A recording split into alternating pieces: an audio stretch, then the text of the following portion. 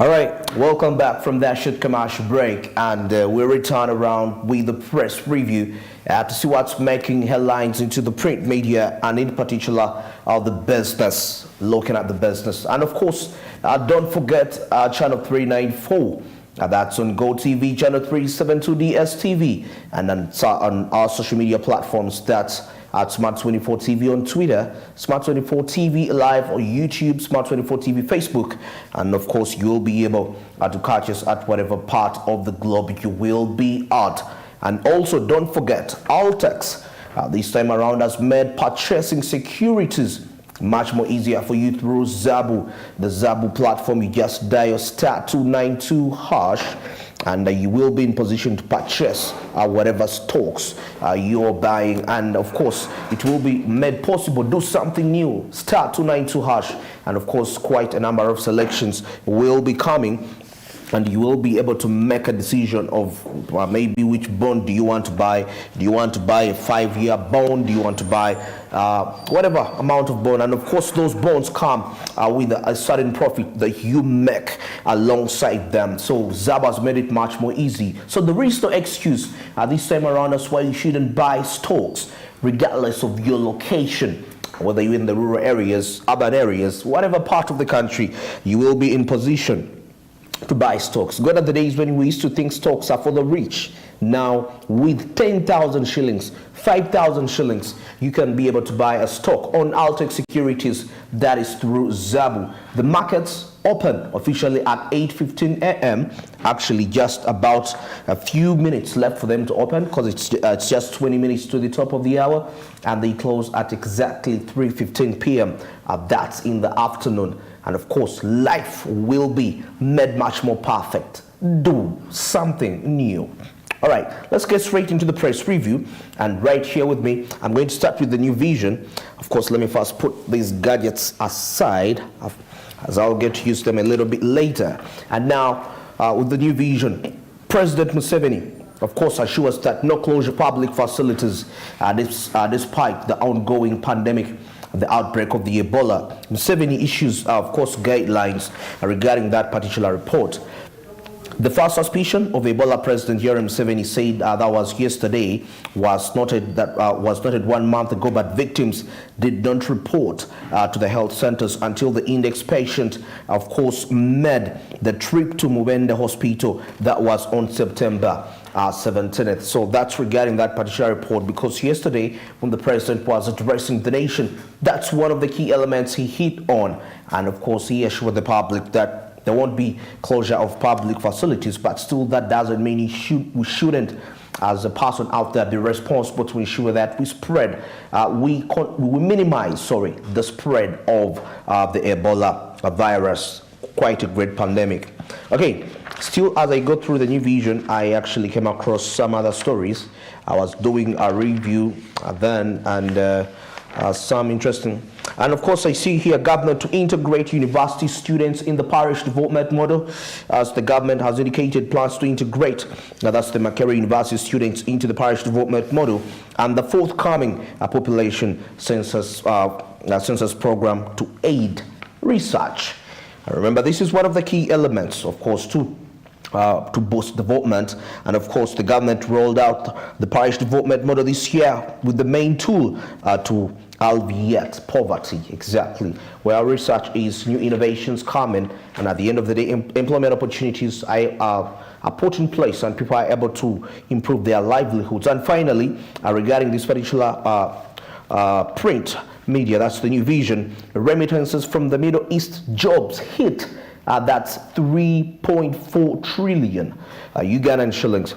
Remittances from the Ugandan migrant workers employed in the Middle East have hit, that's 3.4 trillion Ugandan shillings. That's equivalent to $900 million per year, the gender ministry has disclosed. Of course, according to the ministry, between 2016 and 2022, Uganda had secured at least 201,000 employment opportunities in the Gulf states. All right, and that's it regarding the new vision. I'm going to drop it aside and I come close. That's to the Daily Monitor right here. Let's take a look at what's making headlines there. Still looking at the world of business. and of course to ensure that you make the right decisions. All right. And of course, when I go through here, I see, okay, something so interesting here. Kampala City Council Authority hands over digital tax systems, that's to local governments. And of course, the report says this, the Kampala City Council Authority handed over the integrated revenue administration system and data center, that's to Wakiso Municipality, Entebbe, that's Entebbe, Nansana, and Machindye. At a handover event yesterday at Machindies, the municipality head, of course, of the headquarters, the KCC Executive Director, Dr. Dorothy, said the system has already demonstrated its ability to resolve the local revenue management administration. Yes, and that's regarding that particular aspect as KCCA hands over digital tax systems to local governments. And at this particular hour, let's cross over to the international business news.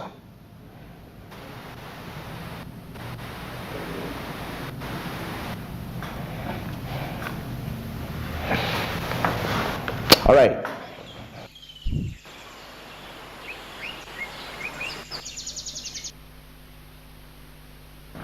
Okay, and with the international business news, we're going to start. That's with the United Kingdom, as it openly criticizes the government. That's for tax plans. The International Monetary Fund has openly criticized the United Kingdom government over its plan for tax cuts. That's warning the measures are likely to fuel the cost of living crisis. In an unusually outspoken statement, the IMF said the proposal was likely to increase inequality and add to pressures pushing up the prices. Markets have already raised alarm over the plan, sending the pound plunging. Remember that.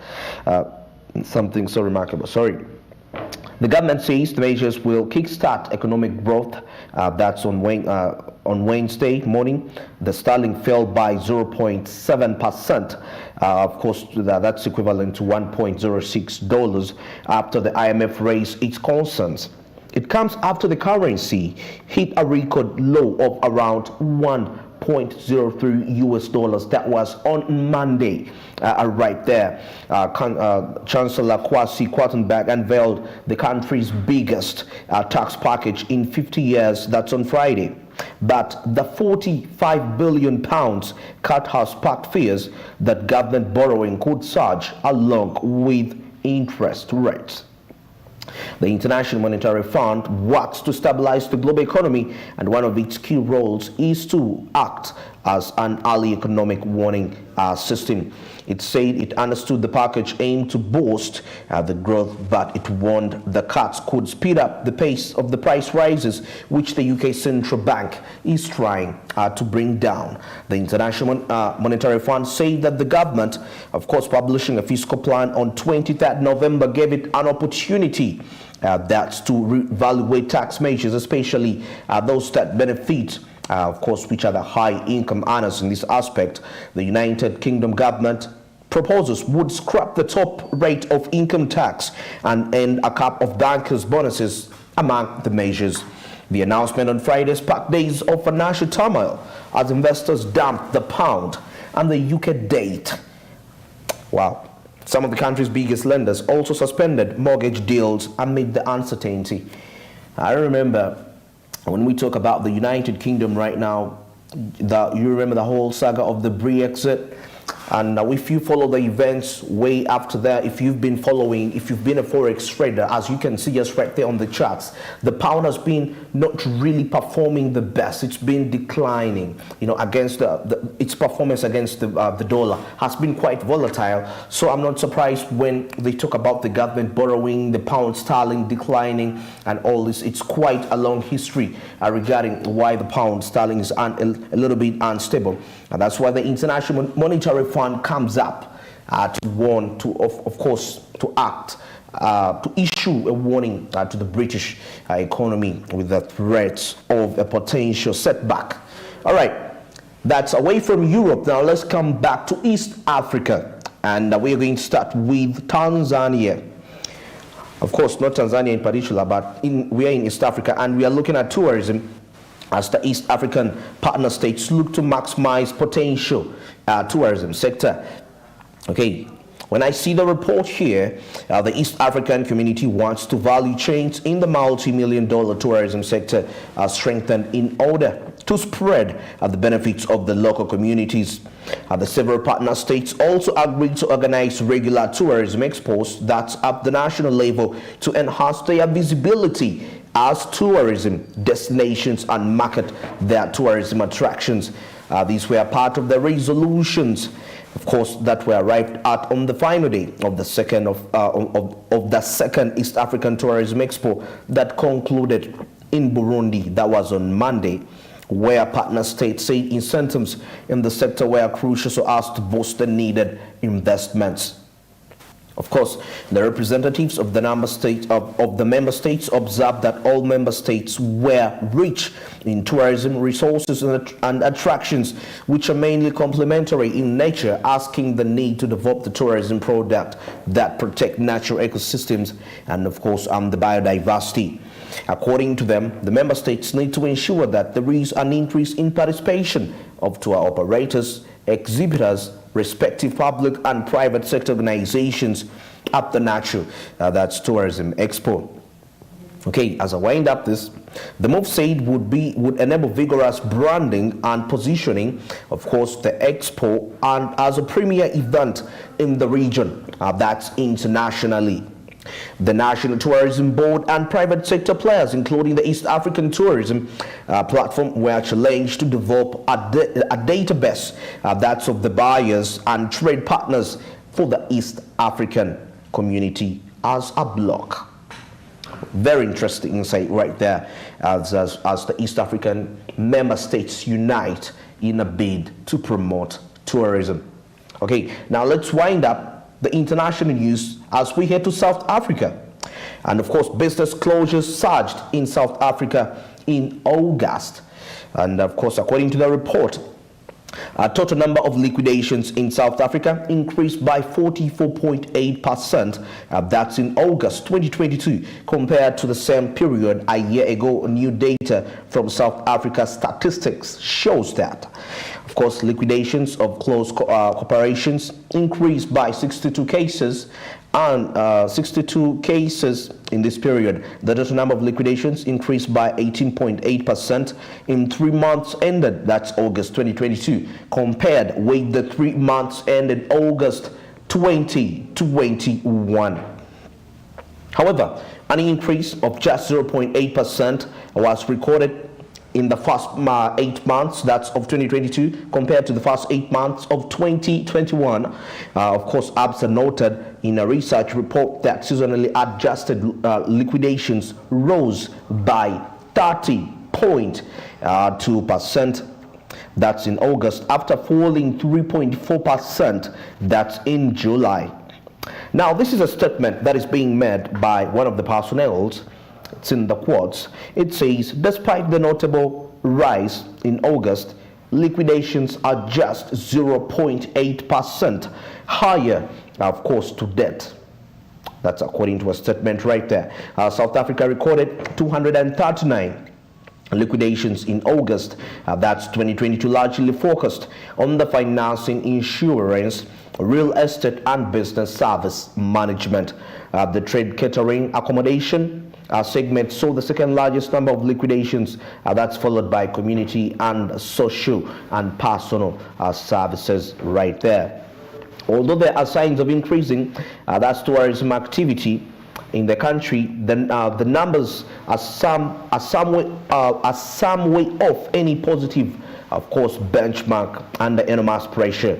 The state of electricity in the country could yet also have some little bit of enormous impact on smaller businesses in particular and their ability to remain open. Of course, as I wind up this report, the country's airline industry is a mess. Of course, following a number of liquidations in 2022, while the insurance industry is still struggling. That's to recover from the COVID-19 pandemic, civil unrest a year ago, and flooding in KwaZulu, that's Natal.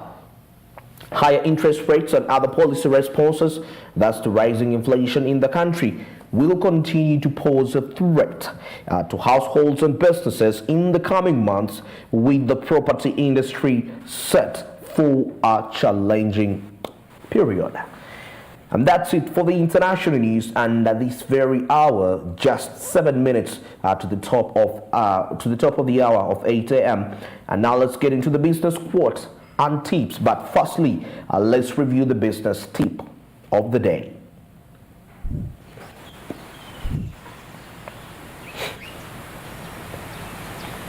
All right.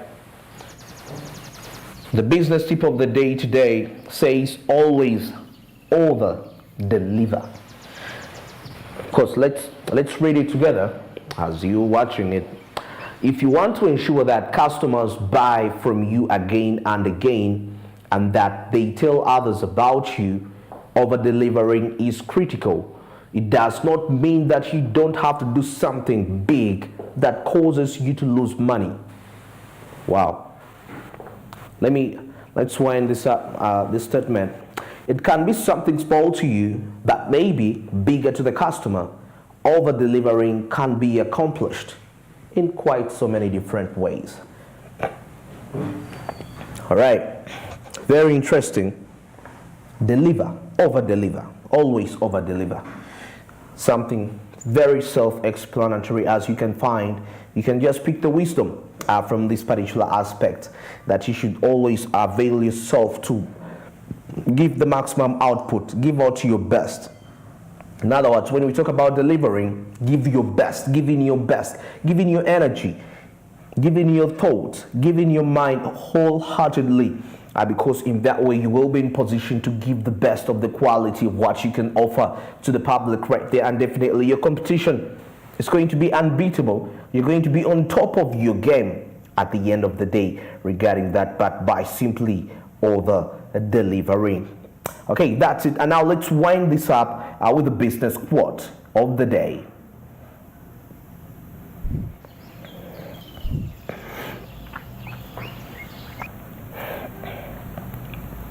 Okay, and the business quote of the day today says, of course, before I read the quote, I first read the person that is responsible for this particular quote, and that's Heather Brisick, the CEO of Mylan. There is simply no substitute for hard work when it comes to achieving success. Very self-explanatory as that it is. And we talk about success, hard work, they simply go hand in hand. And I always say this, that we always talk about our plans. I want to do this particular year. I want to own $1 million company. I want to own this. I want to own a very huge business in town. I want to do something that is inter-regional, multinational. Oh, you talk about that, but remember, hard work has to come. You're not going to just be talking about your passions and you don't involve your work steady-heartedly. Definitely, you're going to be always talking about lingering around the same aspect day by day, year after year. Before you know it, you're out of age, but there is nothing you've actually done for yourself, and not just for yourself, but also your entire generation. Because remember, you have kids, you have grandparents, and you didn't work hard. I mean, you cannot talk about passions, you cannot talk about ambitions, and you don't talk about hard work. But also, I want you to draw a line. There is a thin distinction between hard work and slavery. Of course, that's a topic for another day. You get to understand that. That's quite something very interesting. But hard work, in other words, means work smart. Think before you work. Because it's going to be very sad for you to work so hard. But at the end of the day, your hard work, the fruits of your hard work are not really seen. Let me tell you something. You may tell us that, hey, I wake up at 6, I wake up at 4, at 5, I work hard. That's okay, but the results will always speak. Okay, that's it for this particular segment. It's just exactly 2 minutes to the top of the hour. That's of 8 a.m.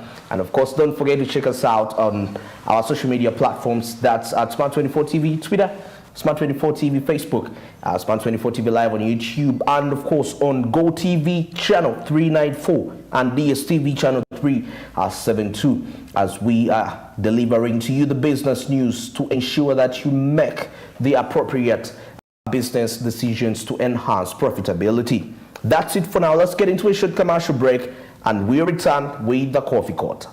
Good morning.